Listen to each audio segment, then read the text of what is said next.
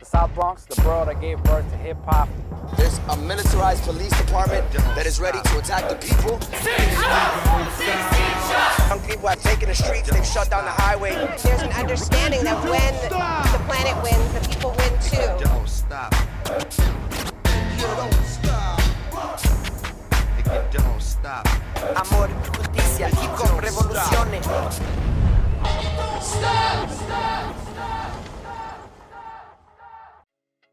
On March 21, 2014, Alex Nieto was killed by San Francisco police in the neighborhood where he had spent his entire life. In commemoration of his life, organizations and community members gathered in the South Bronx to connect the struggles against police terror and proclaim Black and Brown unity.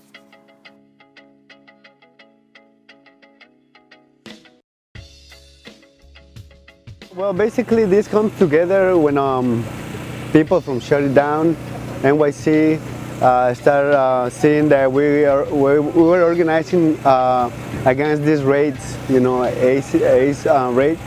And to us, at that point it was like, hey, we had to do something bigger, bigger than this, and we had to just join more groups, we had to talk to people, we had to have like diverse group, and we have to join forces, at the end of the day is that, because it's like them against us, and there is another way, we have to just come together, as a people, as a humans, as a human being, they understand that this is repression against us, He was raised to be this kid that was helpful, that was this, no trouble kid, and yet he still got shot by the police for no reason.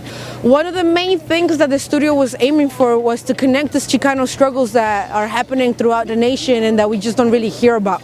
The Mexican people and the Mexican community is going through just as much brutality as the Black community, and we have to be able to connect those struggles. If Alex Nieto says something, is that they're criminalizing us for being.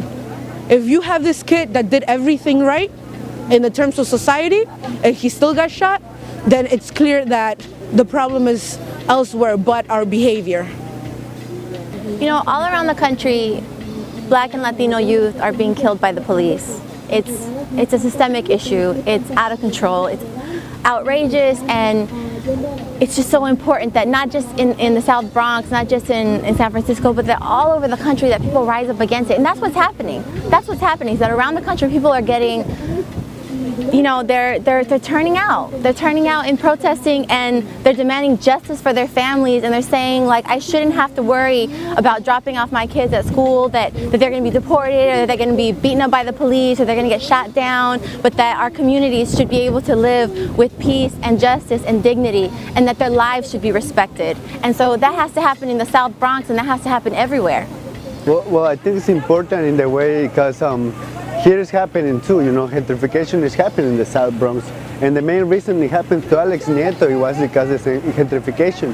So it's like white neighborhood, and it's happening in the South Bronx. The displacement of people is happening here. So, it's important to just connect those dots, because at the end of the day, we cannot be in the park eating a burrito or eating, because we're gonna get shot, we're gonna get harassed by police, and it's important for people to know that this is happening in San Francisco and all over the United States, and also in the Bronx, In addition to folks rising up and talking about this and demanding justice, what else do you think needs to happen for the police departments to actually value the life of Blacks and Latinos and poor people in this country? One of the things that we could do is what me and my family of cop watchers is doing, and that's taking into the street and making sure that the militarized police department knows and understands that every move they make in the community, they're going to be watched, they're going to be documented, they're going to be recorded, and they're going to be exposed. And if they don't come into our community to do what they was hired to do, and that's to serve the people, then we're going to let the world see what they're really doing in our community. And that's what's been happening, and it's been changing the culture to the point where police no longer has the community supporting them like they used to, because too many videos and too many things are being placed in YouTube that is showing that they are doing something other than what they've been hired to do. So it's changing the culture, and that's why we need to understand that the more we take it into the street, the more we wake people up, and the more we wake people up, the more people get involved, and that's what we want.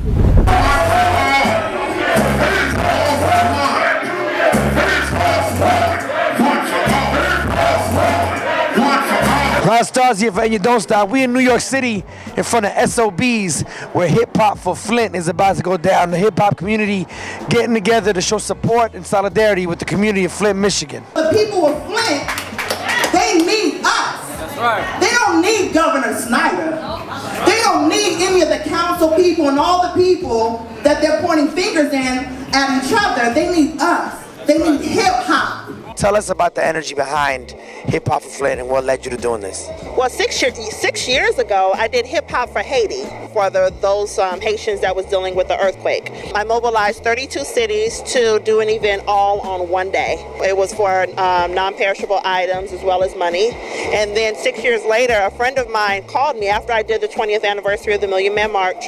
My friend of mine called me and said, "You need to come to Flint. You need to do a Hip Hop for Flint." He said, "My nephew's in the hospital. This water crisis is really, really bad." And so I was like, okay, you know what? Let me do this, because Flint is a beautiful city, beautiful people, and this is a human rights issue. I'm a father, I got young boys. I got a 4-year-old and a 2-year-old and an 18-year-old son. So for me not to do nothing, understanding what my sons are facing, is a crime, pretty much a crime to me. I've been in Flint for the last month and a half out there, bringing supplies, seeing these kids literally dying. It's like when you start to, when you don't know something, you can't be held accountable for it. But when you know what's going on and you realize that the system and everything that's going on is set up to destroy us, and you don't fight against that, you're just as guilty as everybody else. In the Bronx, last year we had Legionnaires, spread all over the Bronx.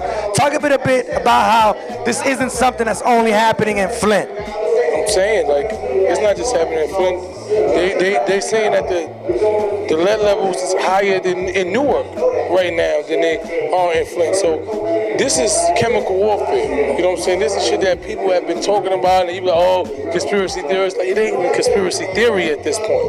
It's only happening to the poor neighborhoods. You look at Newark, it's one of the poorest neighborhoods in Jersey. You know what I'm saying? If you look at Flint, it's one of the poorest areas.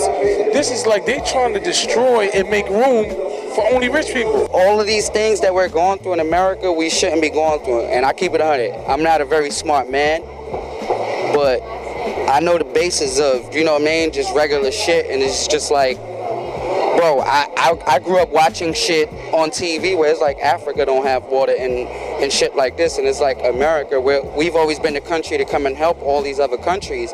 And it's like, it seems like we can't even help ourselves now. We're quick to talk about what's going on in other countries, but we can't help, our nation's leader can't supply fresh water to the people in their own country. This is crazy. This is crazy. And to me, it's just history repeating itself of people, what they call poor people, being slapped in the face yet again and again and again. Everyone should have certain standards to live by, you know what I mean? And it's amazing that in 2016, people in the United States of America, certain people don't even have access to water. It's just weird to me. Fucking poison, nigga, I never listen. Niggas got this big ass shame, they don't listen. Spit it from the hot, I'ma tear this shit apart. I'ma bring it right back. Reverse, bring it down.